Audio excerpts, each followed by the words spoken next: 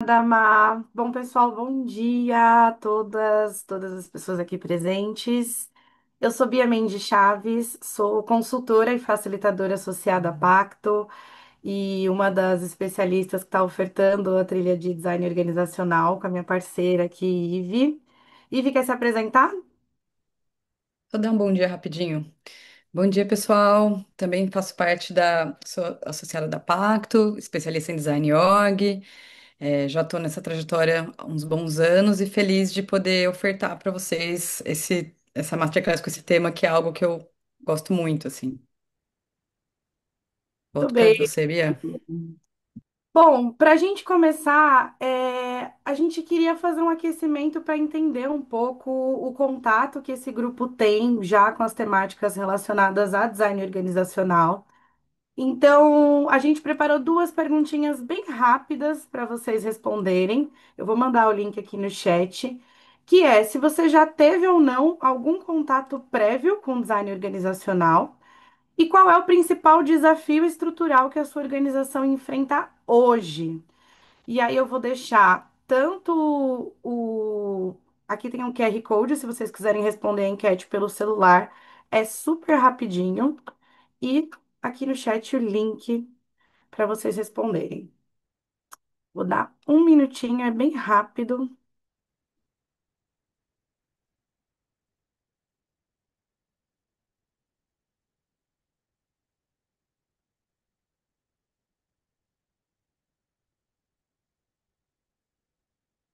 Teria como, teria como colocar o QR Code novamente, por favor? Claro, tá aqui.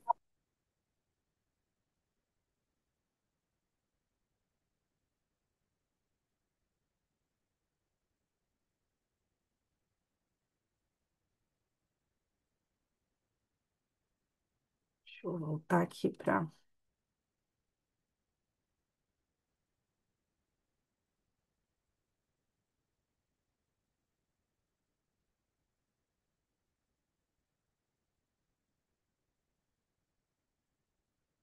Tô acompanhando aqui embaixo os números. Acho que todo mundo agora conseguiu responder. Bom, então a gente está aqui com um grupo misto, mas a maior parte das pessoas não tiveram ainda um contato prévio com o Design Org. Então sejam muito bem-vindos ao universo do design organizacional. E aí, quando.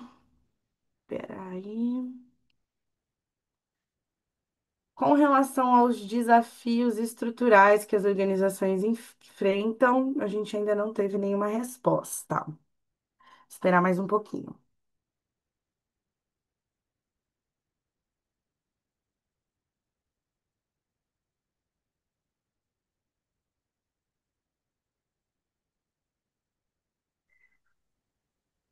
Captação de recursos, falta de processos, recursos para manter bons profissionais, poucos recursos livres, dificuldade com definições de pastas e setores, todo mundo faz um pouco de tudo, poucas pessoas, mudança cultural. Equipes com alta sobrecarga de trabalho, fluxos de gestão, gestão de processos, motivação dos voluntários, clima, boa interlocução entre áreas, equipes 100% remotas, retenção de equipe, poucos recursos livres, sobrecarga, estresse. Olha que interessante. Falta da diretoria ser atuante no dia a dia, sobrecarga das coordenações. A questão da cultura organizacional novamente. Bom, muito bem. A gente trouxe esse aquecimento justamente para fazer uma conexão com a realidade de cada organização, né? Então, o design organizacional, ele está olhando para esses aspectos processuais, para a estrutura e como a estrutura influencia a cultura e vice-versa. E acho que a ideia aqui da Masterclass de hoje é a gente explorar um pouco de alguns dos desafios mais comuns enfrentados pelas organizações que estão relacionados a problemas na estrutura, né? Então, quantas vezes a gente já saiu de uma reunião pensando, putz, essa reunião poderia ter sido resolvida com um e-mail, né? Essa reunião talvez não precisasse ter acontecido. E é muito comum a gente escutar e também vivenciar esses relatos, né, de muitas disfunções em que o tempo da equipe acaba não sendo alocado talvez da forma mais eficiente, a energia da equipe muito dispersa, né, em diversas atividades, que acaba gerando muita sobrecarga. E essas sensações, elas.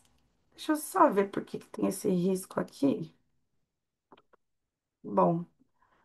E essas sensações, elas não são aleatórias, né? Elas apontam para problemas que muitas vezes são da estrutura da organização, do arranjo entre o desenho, os papéis e os fluxos dos processos, como a gente vai explorar ao longo do encontro de hoje.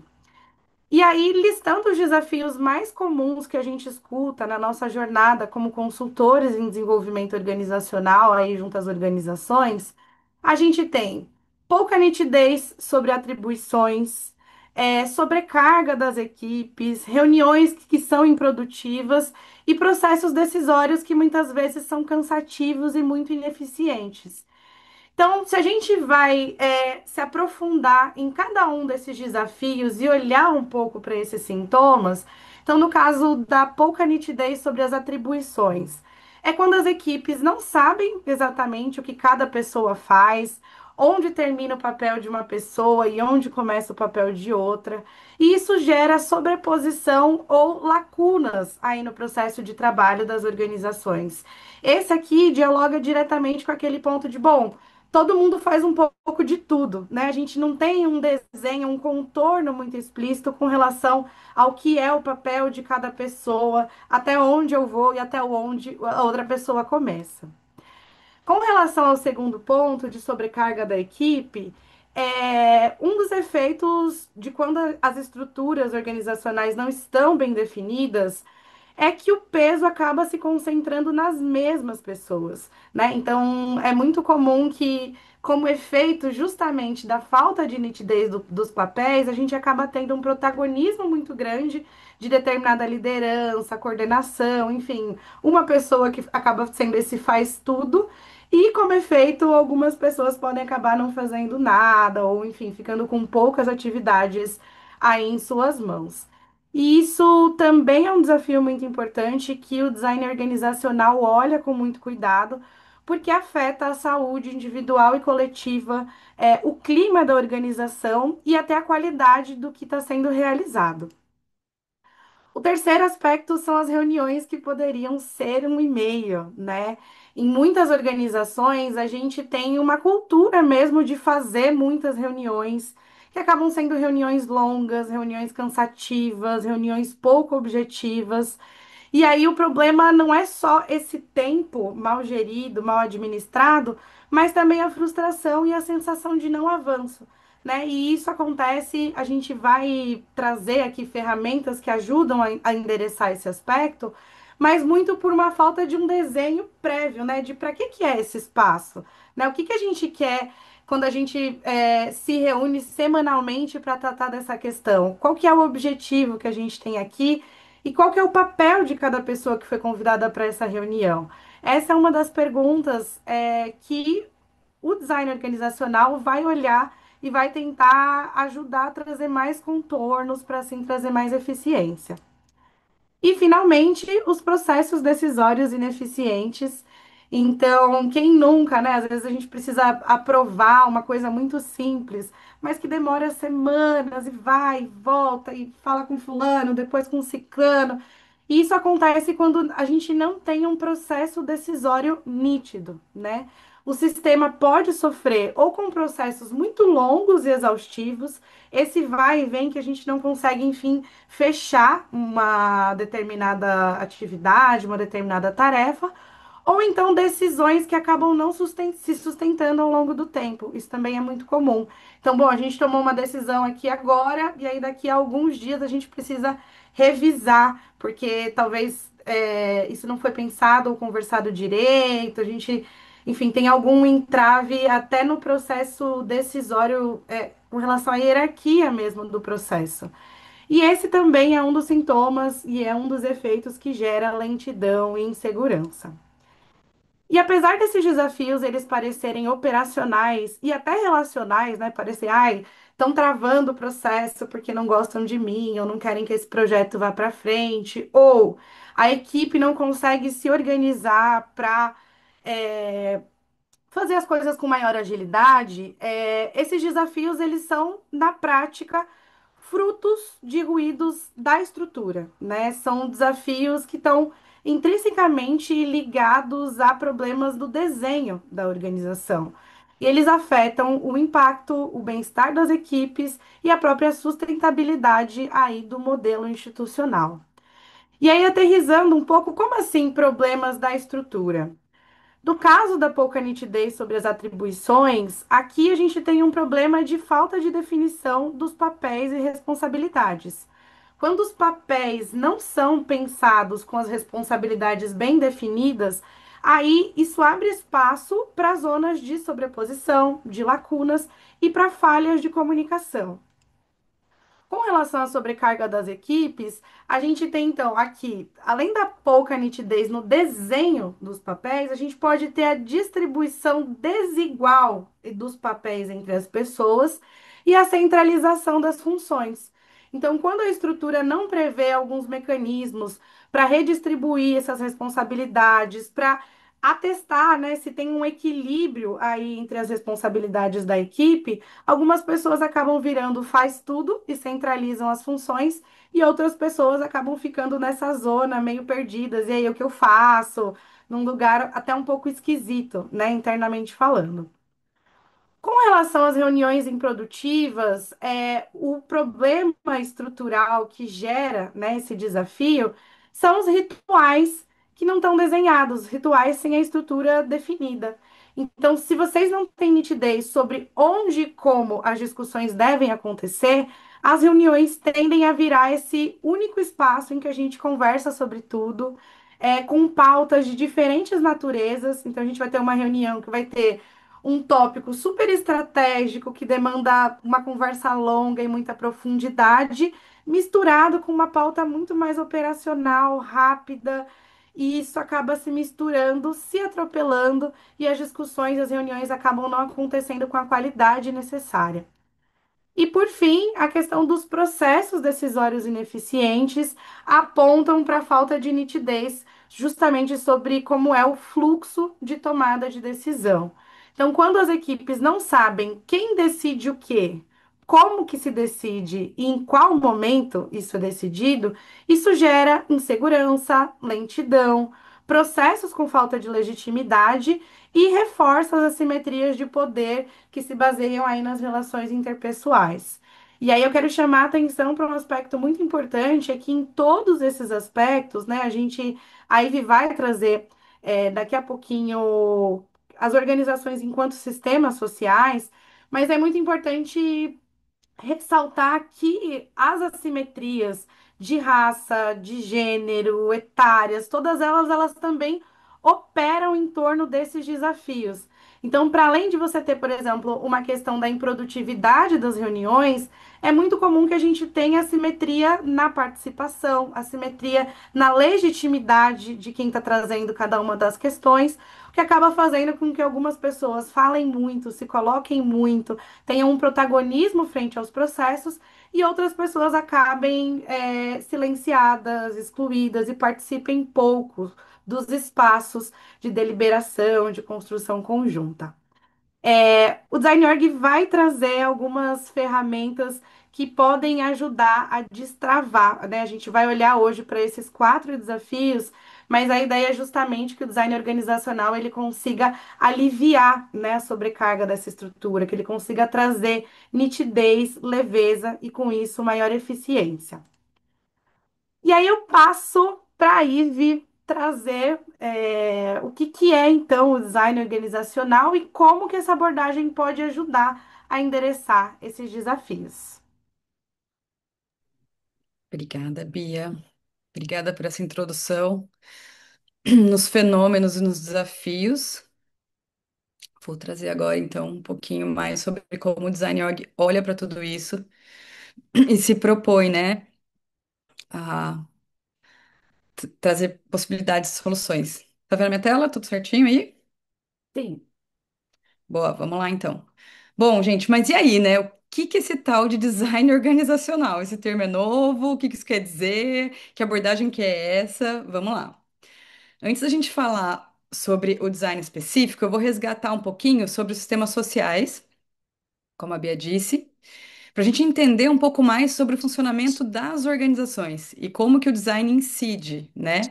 Então, as organizações, assim como as famílias, assim como coletivos dos quais vocês fazem parte, assim como, né, um conglomerado de pessoas, são sistemas sociais. E esses sistemas são formados por diversas camadas. Eu trouxe aqui o iceberg da cultura, que muitos de vocês já podem ter visto, inclusive já conhecer, mas para a gente ter um pouquinho mais de visibilidade sobre essas camadas que formam os sistemas sociais, que são as organizações das quais vocês fazem parte. Então vamos lá. Tem algumas camadas que elas estão na superfície, que elas estão acima ali da superfície, são mais visíveis, perceptíveis. Outras estão abaixo. Então, por isso, elas são mais difíceis de identificar, de tangibilizar. A mais profunda delas é a camada dos modelos mentais, que são as crenças, a visão de mundo, a perspectiva das pessoas que fazem parte daquela organização. E principalmente das pessoas que tomam decisões, tá? Porque elas influenciam diretamente nesse sistema. A outra camada que Ai, que não dá forma, pra ir né, de escada? É um andar, né? o sistema. Ih, eu acho que tem alguém com. Deixa eu ver aqui. Pronto, resolvi já, Mar, fica tranquilo. A outra camada é a camada das estruturas. Então, o que que são as estruturas? São os acordos, os combinados, os rituais. Como é que a gente tangibiliza essas estruturas, né? Como é que a gente percebe? O regimento interno é uma forma de tangibilizar, o estatuto é outra forma, mas muito da estrutura não é formalizada ou não está, né, em algum documento escrito. Então, muito dos combinados rituais ou da forma como as coisas acontecem, muitas vezes está permeando ali, né, e formando a cultura, influenciando a cultura, mas não às vezes de forma, né, formalizada, e tá tudo bem. Bom, então tem uma camada ali da perspectiva, visão de mundo, a camada dos acordos, das estruturas e a camada de padrões e dinâmica de convivência, que é o que a gente observa, que foi muito do que a Bia acabou de trazer. Esses desafios, eles são fenômenos que acontecem nas organizações, né? Então, aí é quando a gente começa a ser mais perceptível. Então, eu percebo que tem uma sobrecarga, eu percebo que tem falta de nitidez sobre papéis, eu percebo que os processos decisórios são disfuncionais. Então, esses padrões, essas dinâmicas que acontecem nas organizações também formam uma camada que compõe a cultura organizacional. E a camada mais visível, perceptível, são as ações e os fatos, né? Então, o que acontece no dia a dia, as conversas, as interações, isso é visível, isso é palpável, né? Tá mais nítido. Então, tudo isso aqui influencia os sistemas sociais. E aí, como eu já fui falando, né? Vocês já foram percebendo na minha fala, essas camadas não são isoladas, elas estão interconectadas e elas se influenciam mutuamente. Então, por exemplo, um modelo mental, ele estabelece uma estrutura, né? A liderança vai decidir uma política baseada na visão de mundo dela. E aí essa estrutura influencia esses padrões, influencia como a organização vai funcionar. E a gente percebe isso através dos eventos, através das ações, tá? Então, os eventos reforçam os padrões, que reforçam a estrutura, que estimula o padrão. Então, o padrão também reflete o modelo mental, tá tudo correlacionado. E a parte que o design se correlaciona com isso aqui, né, com essa dinâmica, com essa forma de operar dos sistemas sociais, é que a mudança em uma dessas camadas provoca mudança no sistema social como um todo. Então, a gente pode usar essa interconexão, essa relação entre as camadas a favor da missão e da estratégia da organização. E qual que é a aposta do design organizacional? Como que essa abordagem funciona nos sistemas sociais? Com a transformação ou a intervenção na camada de estrutura. Porque a gente acredita, e aí é o modelo mental, tá, gente? Aqui já colocando o modelo mental por trás do design organizacional, que a estrutura é a camada do sistema mais acessível e que a gente consegue intervir e, inclusive, ter um mínimo acompanhamento dessa intervenção. Então, quando eu defino uma nova política, quando eu mudo um acordo, eu consigo minimamente acompanhar que efeitos essa mudança está gerando e se são efeitos desejados ou não, e fazer um ajuste nessa estrutura novamente. Então, por exemplo, mudar modelo mental é muito complexo, né? Eu tô na terapia já há 10 anos tentando entender os meus próprios modelos mentais, tentando entender por que que eu ajo no mundo como eu ajo, por que que eu enxergo o mundo dessa forma. Então, imagina, né? Todo mundo da organização tem seus próprios modelos mentais, então não é uma camada tão acessível. E os eventos são camadas muito superficiais. Então, as camadas de padrão e estrutura são as mais acessíveis e as mais possíveis da gente intervir num tempo hábil para promover mudanças e ajustar essas transformações e ir alinhando e trazendo coesão para o sistema, tá? E só para trazer um exemplo aqui, que eu acho que muitos de vocês já podem ter vivenciado, dessa, dessa transformação em cadeia que pode acontecer no sistema. Quando as organizações fazem encontros de planejamento estratégico, elas estão alterando a estrutura. Por quê? Porque vocês estão fazendo uma série de acordos, de combinados com relação à estratégia, sobre qual é o nosso objetivo, qual é a nossa meta, onde a gente quer chegar em um ano, 2 anos, quem são as pessoas responsáveis, quais são as nossas prioridades. E isso influencia diretamente nas minhas decisões e nas decisões da equipe toda no seu dia a dia. Então, ó, agora que a gente combinou que até daqui 3 meses a gente precisa entregar isso. Então, eu vou priorizar essa ação aqui ao invés de priorizar essa outra. Ou então eu vou olhar para essa área ao invés de olhar para essa outra. Então, é uma mudança na estrutura, é um conjunto de combinados que influencia o comportamento das pessoas, que influencia os eventos, tá?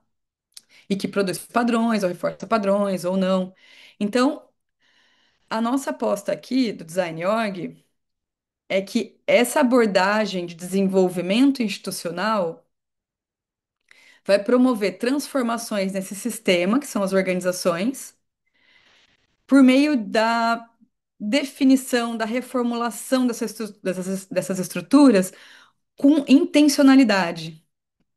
Então, a ideia e o convite é para que vocês olhem para os valores, olhem para a estratégia e definam as políticas, as práticas, os combinados, de forma a trazer maior coerência e alinhamento nesse sistema social. E isso vai promover ou pode promover um aumento de impacto da sua organização e uma otimização dos esforços. Até aqui, fez sentido? É uma coisa que é meio, às vezes é meio óbvia, né? Mas às vezes vira uma chave assim do tipo, puxa, talvez eu não estava olhando para os acordos e combinados com tanta intencionalidade. Então é meio óbvio, mas também não sei o quanto, porque tem essa camada da intenção por trás que o design convida. Então esse nome design é por conta dessa intenção na transformação das estruturas, tá? Bom, então agora que a gente já tá todo mundo na mesma página com relação a. Porque tem muitas abordagens de desenvolvimento institucional, né, gente? E cada uma vai estar mais alinhada à cultura da organização de vocês. A gente acredita que o design org ele está muito alinhado a culturas do terceiro setor. Então, por isso também que a gente vê valor nessa abordagem específica, tá? Mas lembrando que o terceiro setor é muito amplo, é muito vasto, as organizações têm culturas muito diversas, tá? Mas é que, como a gente já trabalha há muitos anos com consultoria para desenvolvimento institucional de terceiro setor, a gente consegue ter um pouco essa amostragem, tá? Bom, mas então a gente trouxe agora alguns padrões e desafios observados no terceiro setor e trouxe a abordagem que a gente vai usar para intervir ou para trazer possibilidades de soluções para esses padrões. Agora o que eu vou trazer para vocês é como que o design organizacional é, intervém nessa estrutura? Que mudanças a gente pode trazer? O que que a gente pode propor para fazer essa transformação intencional, tá? Bom, vamos lá, vou pegar desafio por desafio e vou trazer algumas possibilidades. Gente, isso aqui é só uma visão geral, uma visão do potencial dessa abordagem, tá? Na trilha de aprendizagem, a gente vai mergulhar nisso, a gente vai com calma, com paciência. Então, assim, vou tentar trazer algumas inspirações para vocês, tá? Nessa masterclass. Com relação à pouca nitidez sobre atribuições, esse primeiro desafio que a Bia trouxe. Ela falou um pouquinho sobre essa descrição de papéis, né? E que essa descrição de papéis pode trazer um pouco mais de visibilidade e tal. Mas que descrição de papéis é essa? O que que isso difere de ferramentas que vocês já devem ter e que não estão sendo suficientes? E que acordos são esses? Então, eu vou falar um pouquinho mais sobre isso e da importância desses acordos estarem acessíveis, essa informação está acessível para consulta. Então, vamos lá. Um artefato que o Design Org traz para apoiar essa questão da pouca nitidez sobre as atribuições, para trazer mais nitidez, é o que a gente chama de acordo de autonomia. Acordo de autonomia. E o que que é esse acordo de autonomia? É a descrição dos papéis. Quando você foi ou fazer um processo de contratação ou ser contratado ou contratada para trabalhar na sua organização, tinha lá uma descrição de cargo, certo? Job description ali. E aí você vai falar para mim, Ive, legal, isso aí, descrição, bonito esse nome, né? Acordo de autonomia e descrição de papel. Qual que é a diferença dessa descrição de cargo para decisão de papel? Acho que a gente já tem isso, acho que você já está falando com uma coisa que a gente já tem. E aí que eu vou diferenciar. Essa descrição de cargo, ela está a serviço de comunicar ao campo as habilidades, as funções, algumas coisas específicas, mas elas não está a serviço de trazer nitidez para as pessoas sobre o que elas vão fazer internamente. Por quê? Porque quando a pessoa entra na organização, na teoria a prática é outra, entendeu? Primeiro, que a pessoa que entra traz toda a sua carga e toda a sua individualidade. E segundo, que na prática as coisas não são tão ajustadinhas como a teoria que a gente pensou ali no momento da contratação. Então, o meu convite aqui é para vocês darem um passo além da descrição de cargos. Quando a pessoa entra, dá um tempinho ali, deixa ela se ajustar e faz um convite para uma conversa de descrição de papéis. Porque daí a gente vai ter alguns benefícios com isso. Primeiro, esse alinhamento que permite um acordo dos dois lados, que os dois lados têm voz. Porque na descrição de cargos é só a organização falando. A pessoa que está entrando, ela não contribui, ela não aporta coisas ali. Ela só recebe e fala, ok, tenho que me encaixar aqui. E a ideia é que as pessoas não precisem se encaixar. A ideia é que a gente possa fazer combinados e acordos que elas se juntem. Porque quando a gente se encaixa, a gente some no meio da estrutura. Entendeu? Então é interessante que a pessoa consiga aportar a subjetividade dela também, mas que a gente tenha um momento de alinhamento entre essas duas subjetividades, a da organização e a da pessoa. Porque, por exemplo, se eu fui contratada como analista de comunicação, o que analista de comunicação significa para mim vai ser muito diferente do que analista de comunicação para você e para minha liderança e para outra pessoa da organização. Então é quase um convite de vamos descer um pouco nesse alinhamento?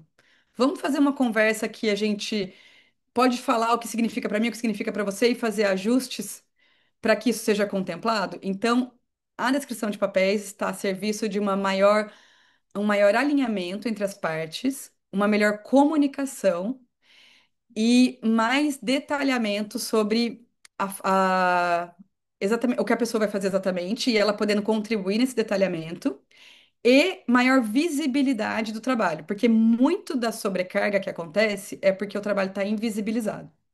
E aí você se sente injustiçado, aí você fala, as pessoas nem sabem o que eu faço, ou quanto estou sobrecarregada, ou quanto de coisa. Então, a descrição de papel vai ajudar nesse sentido.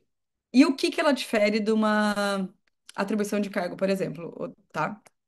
Primeiro, um cargo pode conter vários papéis, tá? Geralmente um cargo é um guarda-chuva bem amplo.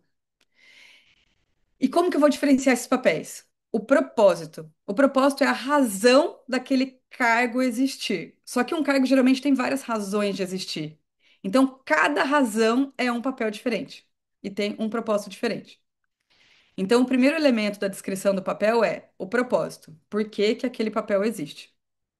Tá? E essa também, essa definição de pegar um cargo e dividir em papéis também ajuda você a distribuir essa carga melhor. Por exemplo, estou com sobrecarga, não estou dando conta. Este pedacinho do cargo, esse papel pode passar para outra pessoa, ou a gente pode contratar um estagiário, ou a gente pode. Como é que a gente pode remanejar essa carga? Então, essa distribuição em papéis também ajuda nesse sentido, tá? Então tá. Vou retomar aqui os elementos que compõem o papel, esse acordo de autonomia. O propósito é essa definição de por que que existe, tá? O segundo elemento são as responsabilidades, que é quais atividades aquele papel vai realizar com regularidade no seu dia a dia. E aqui, gente, é um elemento muito importante também, porque aqui, nesse elemento de responsabilidade e no elemento embaixo de restrições, é que está o tal do acordo de autonomia.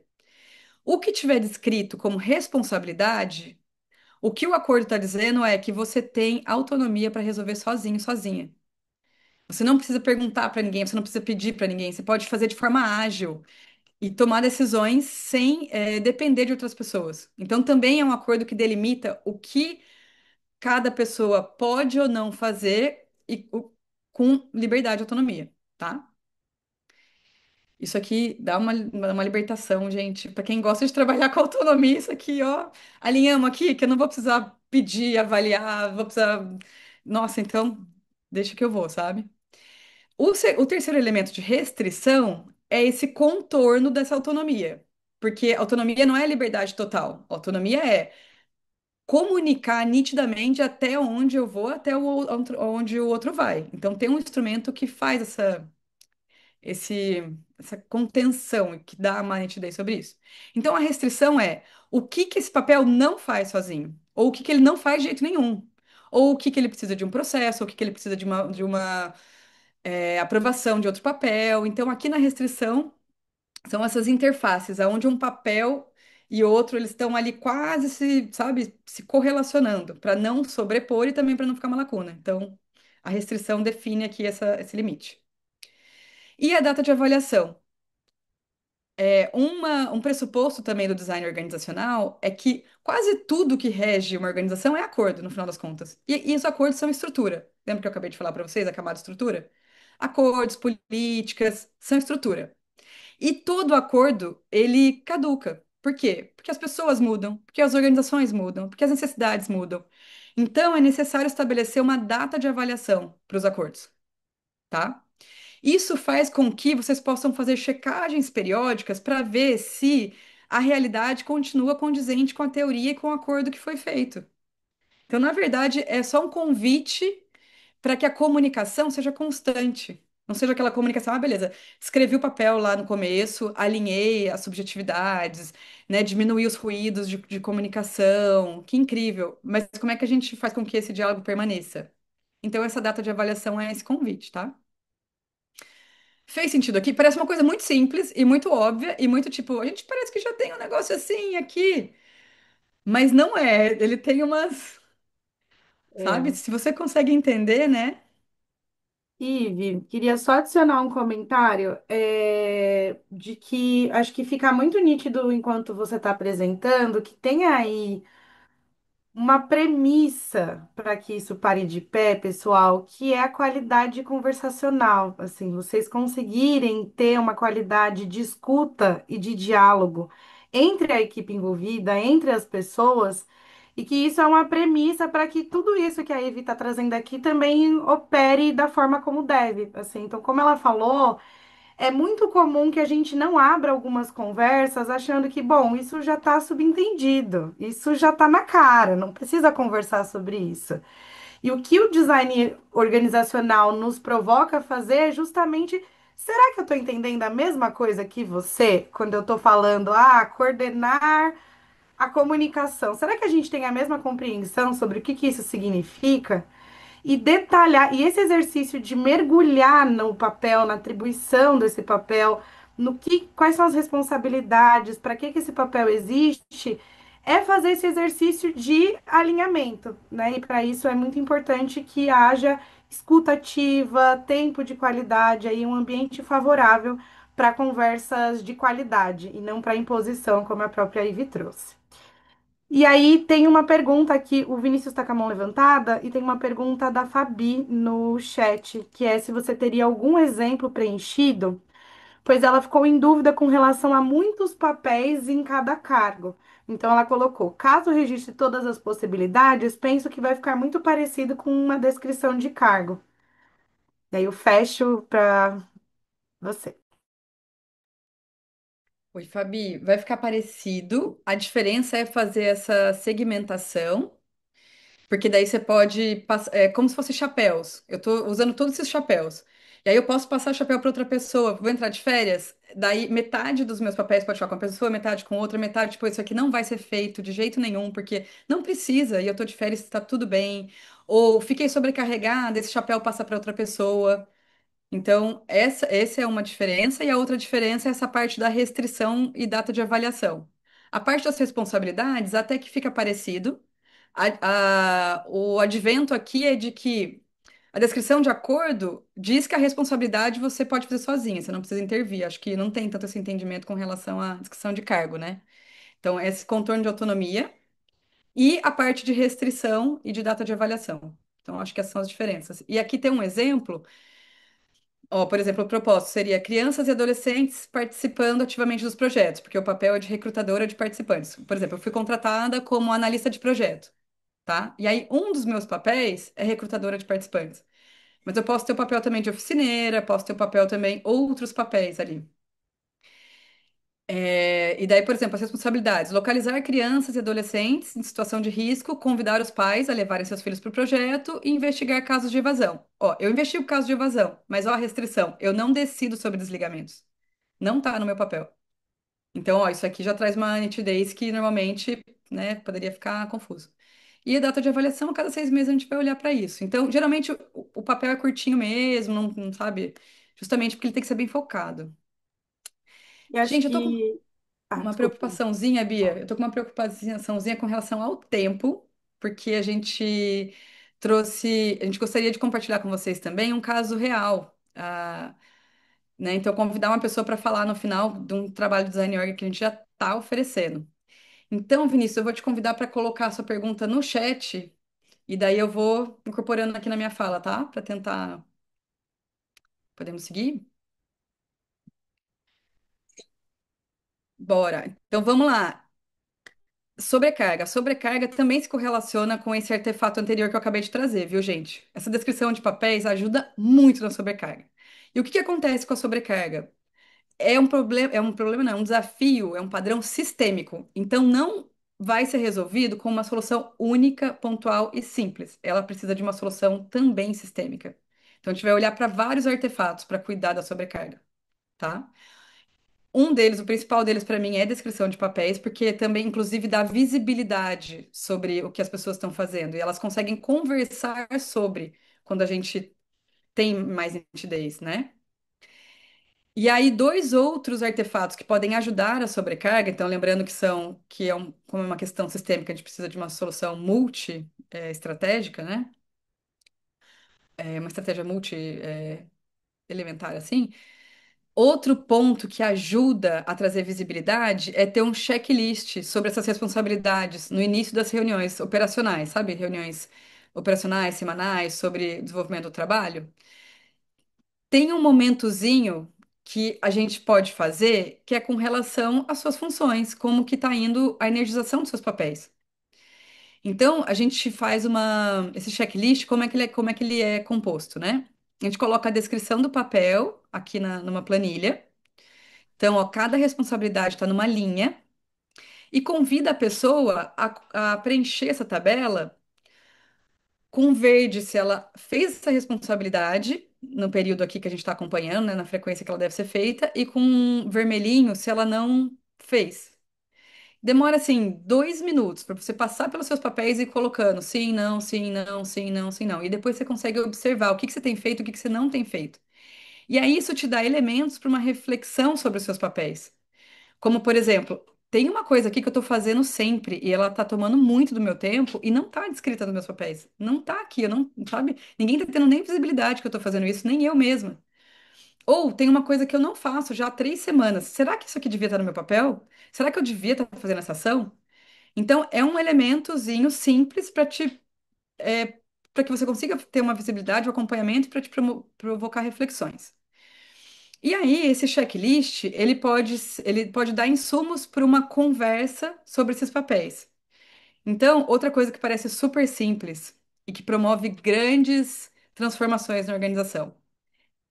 Ter uma reunião de governança. A gente sempre olha muito para a operação, muito da porta para fora, muito as demandas do campo, muito o que estão pedindo da gente, e tem pouco tempo de dedicação de como é que a gente está como equipe. Então, um dos elementos, dos artefatos que você pode promover é um diálogo, sei lá, cada 2 meses, 3 meses, para falar sobre como a gente funciona, quais são nossos acordos de trabalho, de funcionamento. E aí, nesse momento, dá para conversar sobre os papéis, dá para trazer aqui essa planilha, dá para mostrar, olha, acho que a gente tem que alterar aqui a minha descrição de papel, ou pode ser na reunião de avaliação dos acordos que eu falei para vocês, né, que todos os acordos precisam ser reavaliados com periodicidade. Então, pode ser um outro momento também para essa conversa acontecer. Então, trago esses dois artefatos possíveis, que é um instrumento de acompanhamento e um momento de reflexão, conversa e possibilidade de ajuste com a equipe, tá? Até aqui, ok, gente? Eu adorei que teve uma pessoa que colocou um joinha quando eu perguntei. Até aqui, ok, estamos evoluindo, tá dando para entender. Então, se vocês quiserem colocar joinhas, me ajuda bastante também. E deixar a câmera aberta também me ajuda bastante a acompanhar. Tá fazendo sentido? Ou tá aquela coisa. Porque é uma coisa óbvia, mas que às vezes mas que às vezes tem uma mudança ali ó, não tinha pensado nessa reunião de governança, por exemplo. Não tinha pensado em conversar com a minha equipe sobre ajustes possíveis, sabe? Então, vou para o terceiro desafio, para tentar honrar nosso tempo aqui. Reuniões improdutivas. Outro padrão super comum. O que a gente pode trazer de soluções, de insights, de inspiração para vocês? Primeiro, definir intencionalmente a natureza de cada encontro. É uma natureza mais estratégica, vai precisar de uma estrutura específica. Que nem a Bia falou, é uma natureza relacional? É uma natureza operacional? Então, primeiro, entender a natureza desses encontros. Segundo, entender que cada encontro que tem sua própria natureza precisa de uma estrutura específica. Terceiro, desenhar essa estrutura com essa intencionalidade. Ah, tá, é algo operacional, então eu preciso que ela seja rápida. A gente vai falar, sabe qual que é o propósito? O que que eu quero chegar no final da reunião com resultados? O que que eu quero no final desse encontro? E definir uma estrutura que, na verdade, é uma estratégia para alcançar esse objetivo. E, por fim, em quarto lugar, uma ata ou um documento de registro que reflita essa estrutura. Porque daí as pessoas conseguem fluir pela estrutura, sem você ter que ficar explicando todo momento. Tipo, agora esse momento a gente vai fazer com esse objetivo específico, porque eu quero chegar aqui. Para que você não tenha que explicar o seu raciocínio lógico, a ata, o documento, vai ter essa estrutura desenhada, então a pessoa consegue fluir junto com você. Então, eu vou mostrar aqui um exemplo disso que eu estou falando para fazer esse convite de definição intencional para vocês. Algo que eu imagino que todo mundo deve ter aí: reunião de equipe, reunião operacional, reunião para saber como que o trabalho está indo. Imagino que é algo que quase todas as organizações têm. Então, qual que é a natureza dessa reunião? Operacional. Tá, não é estratégica com decisões, não é relacional, ela é operacional. Ok. Qual que é o propósito? Que a equipe, no final, esteja atualizada sobre tudo que está acontecendo, com seu trabalho sincronizado e se sentindo conectada. É isso que eu quero. Quando a gente chegar no final do encontro, eu quero que as pessoas saiam sentindo essa atualização e essa conexão.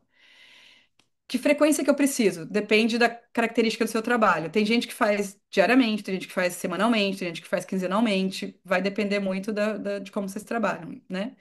Mas vamos colocar aqui no exemplo, eu coloquei semanal. É uma boa frequência, em geral. Duração, 1 hora. Ok, tem 1 hora. E agora eu vou desenhar o formato, a estrutura para alcançar esse propósito. Então, como é que eu vou promover conexão? Como é que eu quero que as pessoas minimamente saibam umas das outras? Eu vou colocar uma rodada no começo com uma pergunta orientadora para que elas tragam exatamente o que eu quero. Que é, por exemplo, como que vocês estão chegando? Que eu quero que elas falem um pouquinho delas, tá? Podia colocar uma pergunta mais aberta, podia colocar uma pergunta mais fechada, mas eu acho que aqui é o suficiente para promover um pouquinho de conexão. Então vai ter esse momento aqui, que é uma chegança, tá? Segundo momento, eu preciso saber o andamento dos projetos, preciso saber o andamento das entregas. Aqui, gente, é uma questão que parece também banal, mas é super importante o design. Primeiro, se eu quero que todo mundo fale, eu tenho que fazer uma rodada que passa de pessoa por pessoa. Porque senão tem gente que vai falar mais, gente que vai falar menos, tem gente que vai usar mais o tempo, gente que vai usar menos o tempo.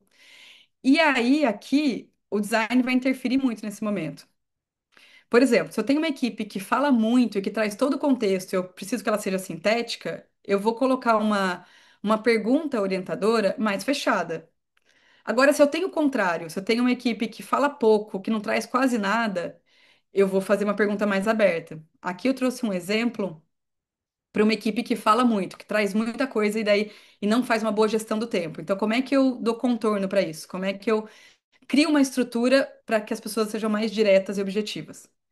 Olha, eu posso colocar essa aba aqui na minha planilha de reunião e ela vai ter o nome do projeto ou da entrega, o status, se está feito, está em andamento, está parado, está esperando e a pergunta que eu vou fazer para a equipe é qual que foi a última atualização e qual que é o próximo passo. Eu não quero que ela traga todo o contexto, toda a história, tudo que ela fez na última semana, que isso pode dizer se, será que, né, pode dizer de outros padrões. Eu quero que ela me diga qual foi a última coisa que ela fez e qual que é a próxima coisa que ela vai fazer. E daí isso dá um contorno e dá mais objetividade, por exemplo. Opa, deixa eu voltar. E aí depois um momento de processamento, sincronização de assuntos e um fechamento, porque eu acho que é interessante ter uma avaliação do encontro, se foi legal, se não foi, se as pessoas, se eu consegui alcançar meu objetivo. Então eu faço uma rodada final com uma pergunta orientadora, que é como que você está saindo? E aí eu consigo ter uma avaliação do momento. Então, definindo intencionalmente a estrutura, eu consigo influenciar o que a gente estava falando, a camada de eventos, que é o comportamento, ou então os hábitos, entendeu? E mudar padrões. Por exemplo, tem uma equipe que fala muito, que usa muito tempo, às vezes as reuniões são muito longas, eu preciso de mais efetividade. Como é que eu trago isso, tá? Fez sentido aqui? Vocês acham que é um bom. Tem uma pergunta reiterada aqui no chat que eu acho que vale você trazer, Ive. Como Boa. saber se o problema é de design do papel ou é um problema de performance da pessoa? A pergunta de milhões. Nossa, de milhões, maravilhosa. Boa.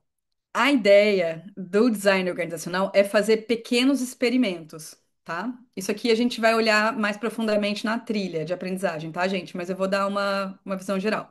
A ideia é a gente entrar com um mapeamento, entender quais são os padrões, o que está acontecendo naquele sistema social, como que a minha organização se comporta. Depois que eu entendi os padrões, o- aí a gente faz hipóteses. O que que eu posso mudar da estrutura para influenciar esse padrão? Então a gente vai colocar pequenos experimentos para testar. E aí essa resposta vai vir com esses testes. Tá, eu coloquei a descrição de papéis e mesmo assim a pessoa não está performando, então deixa eu mudar aqui o meu feedback. Talvez a minha política de feedback não está sendo nítida o suficiente. Aí altera a política de feedback. Ou aí vê que também não está resultando, aí eu altero a forma de contratação, a descrição, ou a prospecção, ou recrutamento. Então, a ideia é que a gente não fique, elabore hipóteses, teste hipóteses e evolua esses testes. E evolua essas hipóteses e esses experimentos e essas mudanças na estrutura conforme a gente vai percebendo que funcionou, não funcionou, tá? Então, de cara, você não vai ter essa resposta. Acho que a resposta é de cara, você não vai conseguir olhar e falar, é questão de desempenho, é questão de estrutura. Mas promovendo mudanças na estrutura, aí dá para entender. A maior parte, ó, isso aqui de experiência de trabalho na prática. A maior parte das vezes, as pessoas, as lideranças acham que é problema de desempenho, mas na verdade é de estrutura. porque a gente tem que dar condições para as pessoas para que elas possam performar. Só que as pessoas têm condições diferentes para performar. E aí, você saber o que que motiva cada pessoa, que condições são essas, você precisa de uma conversa, você precisa de estruturas que façam com que você tenha essas informações. E geralmente, como a gente está olhando muito para fora e, né, super atarefado com um milhão de coisas, não dá nem tempo para ter esse cuidado tão minucioso, esse entendimento a nível individual, entendeu? Então a ideia é ir fazendo essas mudanças de estrutura para ir tendo essas conversas ao longo do tempo, esses ajustes ao longo do tempo. Fez sentido? Vou passar para o último tópico, então, para a gente poder fechar aqui em tempo. Gente, o último tópico está relacionado a processos decisórios ineficientes. Essa coisa de não saber quem toma qual decisão, quando, como, em qual instância, qual estrutura. E aqui a minha inspiração do Design Org é trazer mais nitidez sobre as diferentes formas de tomar decisão e comunicar às equipes. Inclusive, eu acho que, né, no mundo corporativo as pessoas usam muito matriz RACE para dar esse tipo de visibilidade, é uma possibilidade também, mas a ideia é que a gente olhe para as possibilidades, decida qual, né, qual instrumento vai estar a serviço de qual, ou tema, ou qual instância, por exemplo, nessa instância específica, estratégica, a gente toma decisões dessa forma. Ou temas relacionados a esse tópico, as decisões são tomadas dessa forma. Ou quem está envolvido nesse processo decisórios. É trazer mais visibilidade sobre esse tipo de informação. E aí, para vocês conseguirem ter mais visibilidade, eu vou trazer aqui os tipos de alguns tipos de decisão para a gente tangibilizar o que é feito intuitivamente, porque vocês tomam decisão todos os dias, o tempo inteiro. Então, vocês já estão fazendo isso aqui super intuitivamente. É só para a gente ter mais consciência, mais intencionalidade e poder comunicar melhor, tá? Então, aqui. Ah, e assim, lembrando que não tem tipo bom e tipo ruim. Tipo, isso aqui é bom, isso aqui é ruim. Não, tem o tipo específico para o que você deseja dessa decisão.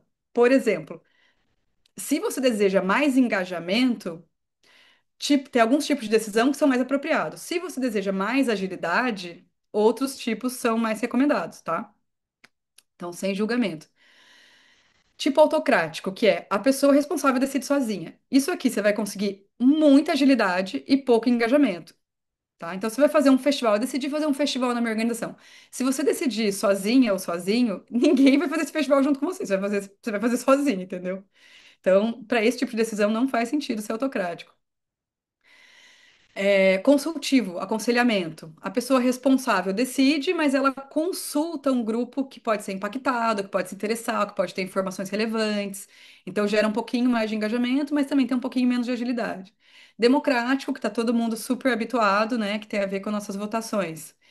É mais rápido, né? Então ele já está movendo ali para mais agilidade.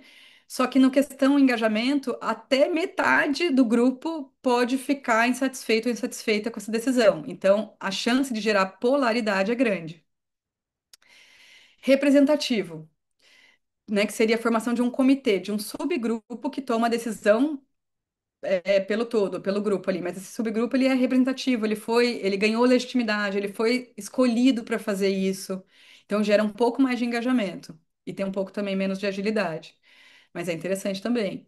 E aqui, consentimento e consenso.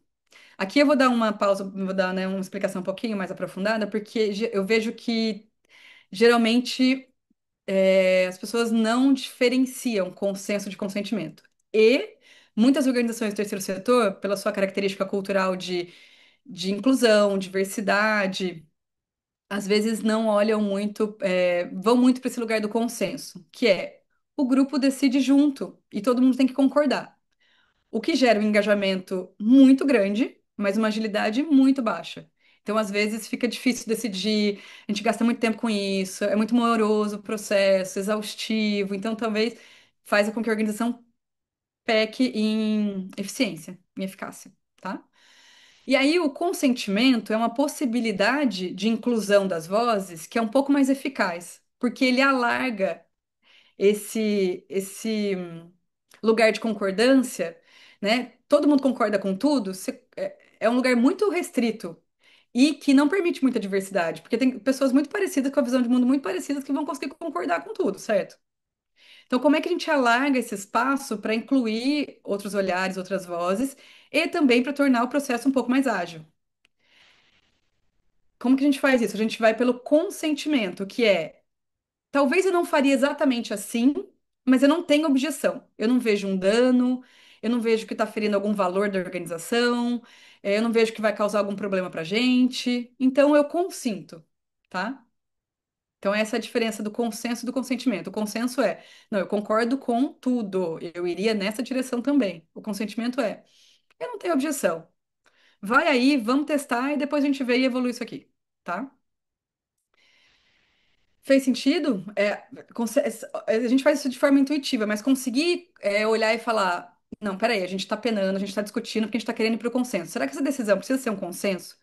Será que a gente não pode exercitar um consentimento? Será que a gente não pode eleger um comitê para conseguir mais agilidade? Então, conseguir ter visibilidade dessas formas, metodologias, processos, pode apoiar vocês também a não ficar patinando, não ficar, sabe, perdido em alguns padrões culturais que às vezes a gente flui e nem percebe o que está acontecendo, sabe? Ok, gente, vou parar por aqui.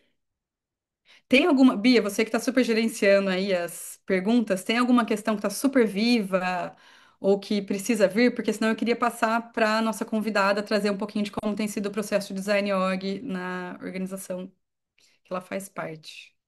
Acho que podemos seguir, Vi. Temos perguntas no chat, mas é isso, galera. Venham para a trilha, porque na trilha a gente vai conseguir olhar com profundidade para vários aspectos. Acho que tem perguntas aqui que demandariam muito tempo para a gente conseguir explicar. Então, deixo o convite e devolvo para você chamar nossa convidada especialíssima. Maravilha. Bom, espero ter conseguido trazer algumas inspirações de possibilidades para vocês trazerem mais foco, mais agilidade, mais eficácia para as organizações, menos sobrecarga. E agora, então, eu vou chamar a Maíra, que é gestora de projetos na Cidade Escola Aprendiz e que tem vivenciado um processo de design org junto comigo. Então, eu queria trazer um pouquinho a Maíra para falar como tem sido. Olá, bom dia. Vocês estão me escutando bem? Acho que sim, né? Sim. Eu tô. Ai, obrigada.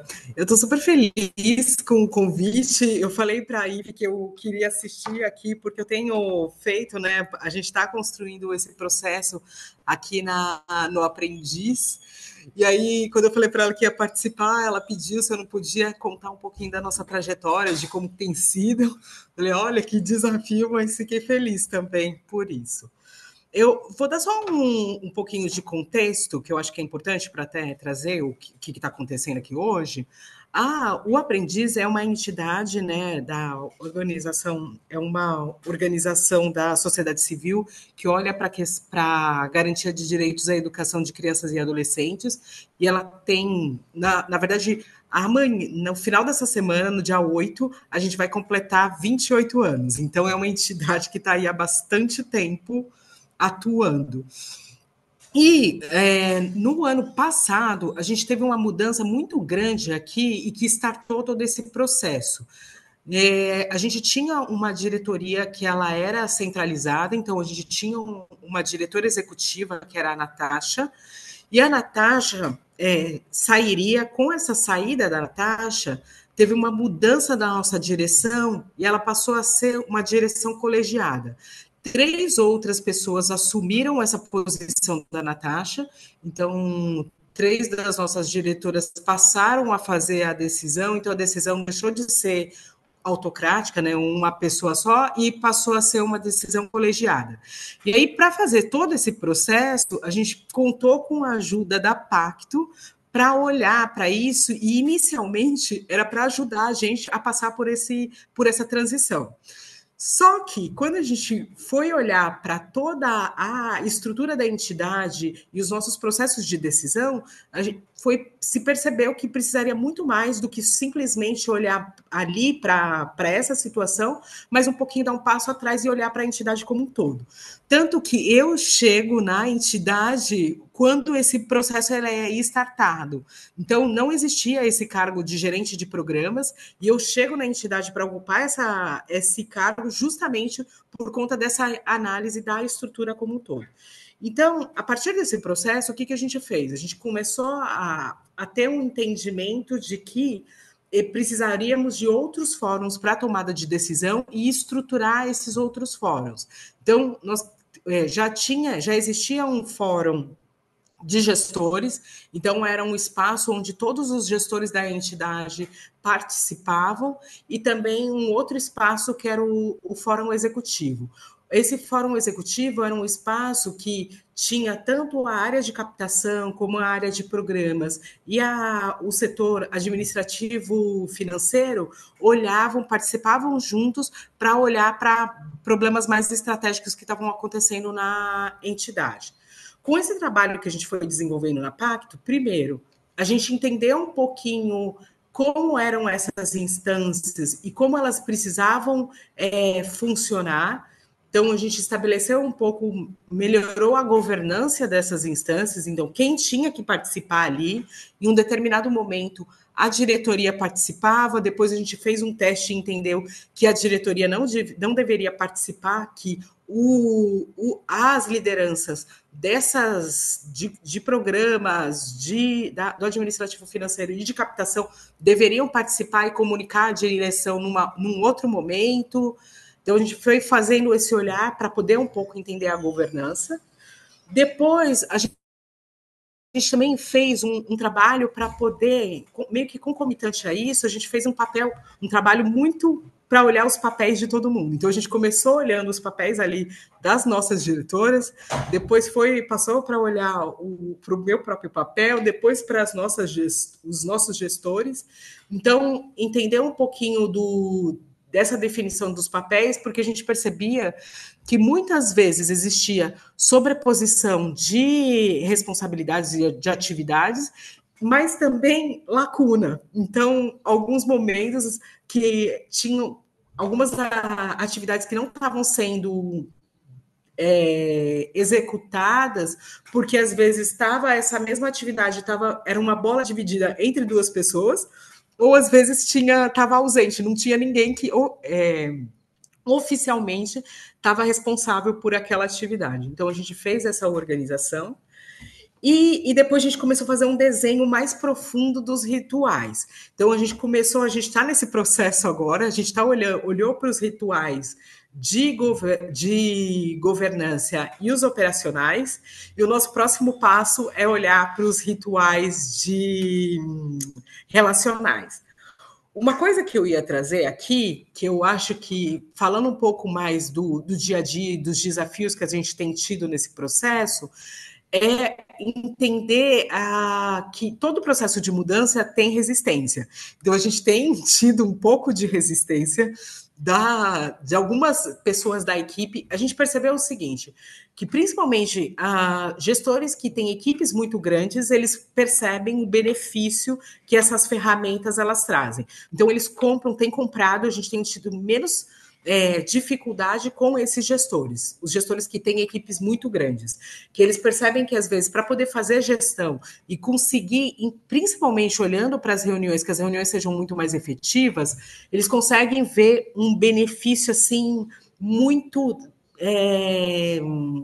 rápido no uso dessas ferramentas e dessa metodologia.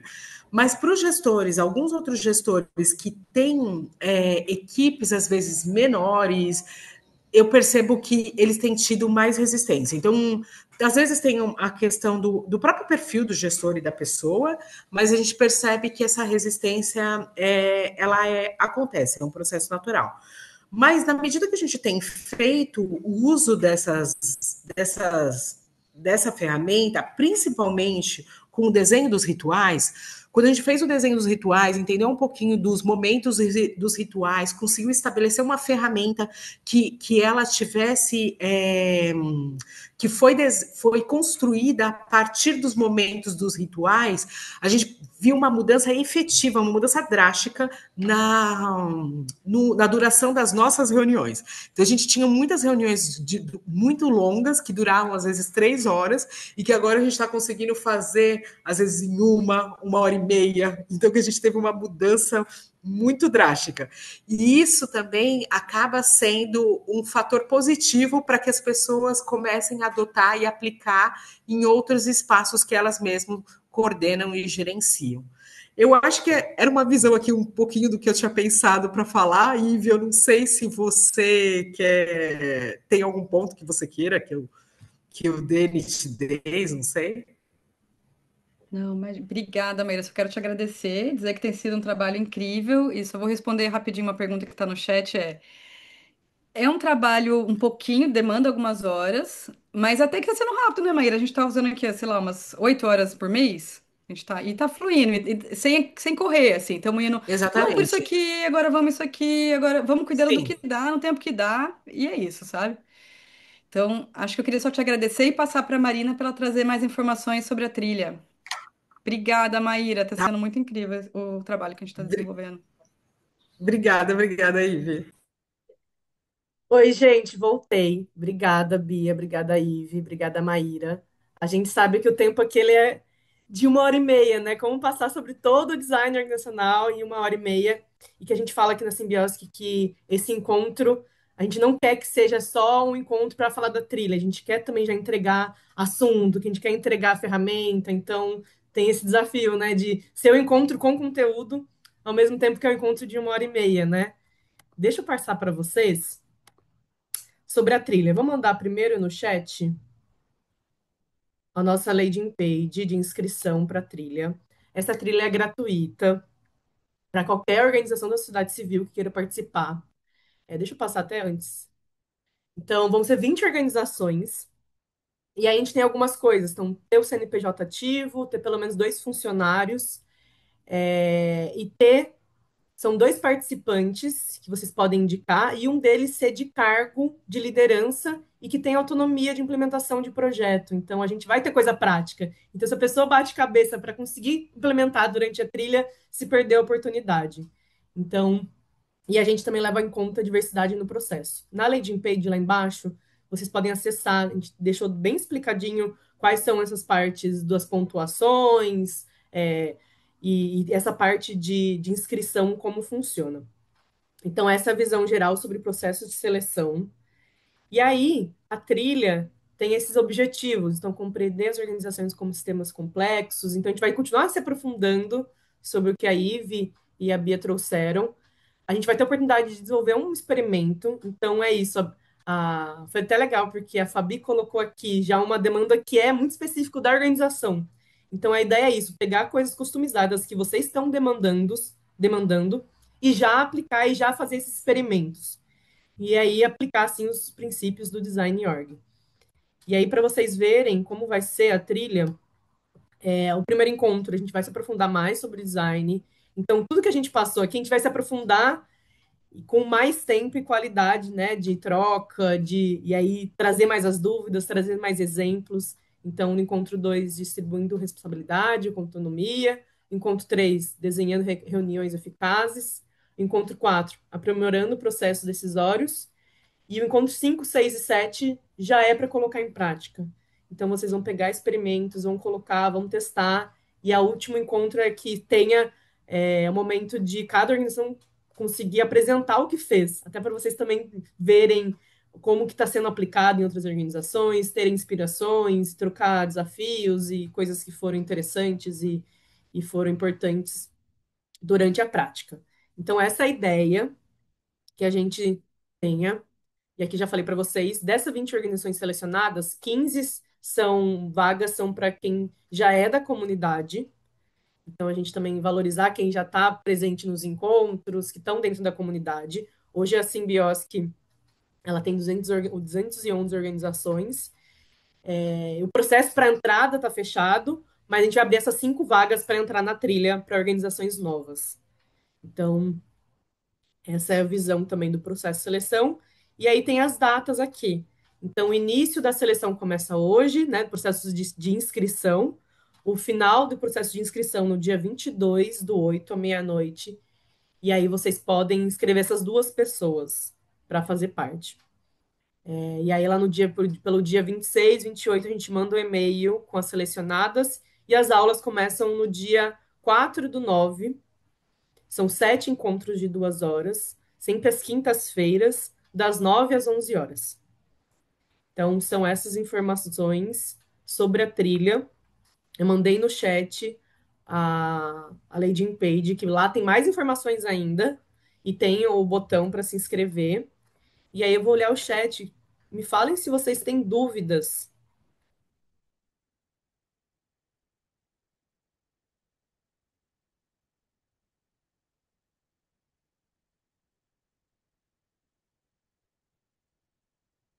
Se vocês tiverem dúvida, pode falar. Tem uma dúvida aqui relacionada ao número de participantes. A Flávia está perguntando se é possível se inscrever apenas uma pessoa ou precisa ser obrigatoriamente duas. A gente deixa se inscrever com uma pessoa. Duas pessoas contam 2 pontos, 1 ponto.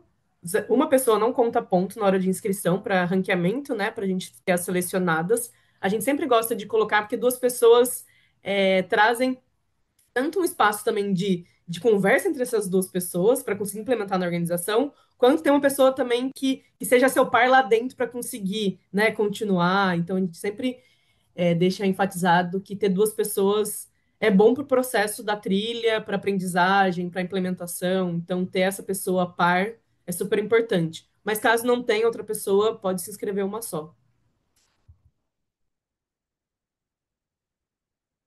E a Elissa mandou Acho uma que mensagem aqui. a Adriana falou que também tem dúvidas e a Karine está perguntando se a trilha vai ser disponibilizada posteriormente. Por enquanto, não, mas a gente está pensando em possibilidades de ter sim assíncrono, enfim. Por enquanto não tem, mas a gente está pensando como ter vídeos e a gente conseguir disponibilizar. Por enquanto não é certeza. Deixa eu colocar aqui para vocês. A gente está chegando, chegou no tempo certo, mas eu vou liberar para vocês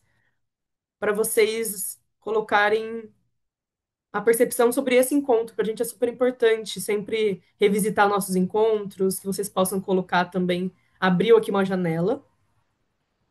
E aí, para perguntas, gente, eu vou deixar meu número, vou deixar meu e-mail, fica mais fácil. Meu e-mail para vocês mandarem perguntas diretamente para mim.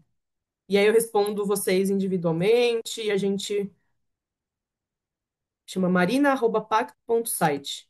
E eles podem mandar um e-mail para mim com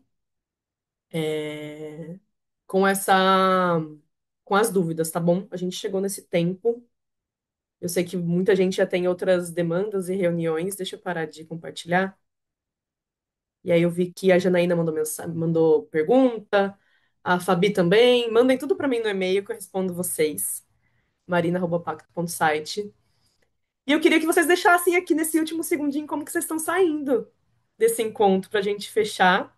Agradeço muito a Bia e a Ive pela disponibilidade, por criar essa trilha incrível. A gente vem conversando há vários encontros nossos para definir o andamento da trilha, como seria a massa, é tudo pensado com muita atenção e com muito cuidado. E quero agradecer muito quem está chegando aqui pela primeira vez. Ao mesmo tempo, agradecer também quem já está com a Simbiose, que há muitos anos em encontros, sustentando também esse espaço de design institucional para todo mundo. Então, a gente acredita que é isso. O design é para todo mundo, e que design não, né, desenvolvimento institucional é para todo mundo, e que a gente possa ter esse espaço aqui sempre borbulhante e coletivo. Então, saio animada também. E contem comigo em todo esse processo de inscrição e dúvidas. Não sei se vocês gostariam de falar alguma coisa também. Ive e Bia. Só agradecer mesmo. Bia maravilhosa, parceira. Gente, a Bia, mano, morro de amores pela Bia, queria dizer aqui para todo mundo e pela Marina também. E agradecer por vocês terem vindo ver o que que é esse tal de design organizacional, né? Que é uma abordagem muito pouco conhecida no campo. Então, a gente estava um pouco insegura com relação a será que as pessoas vão entender o benefício? Será que elas vão achar que tem valor?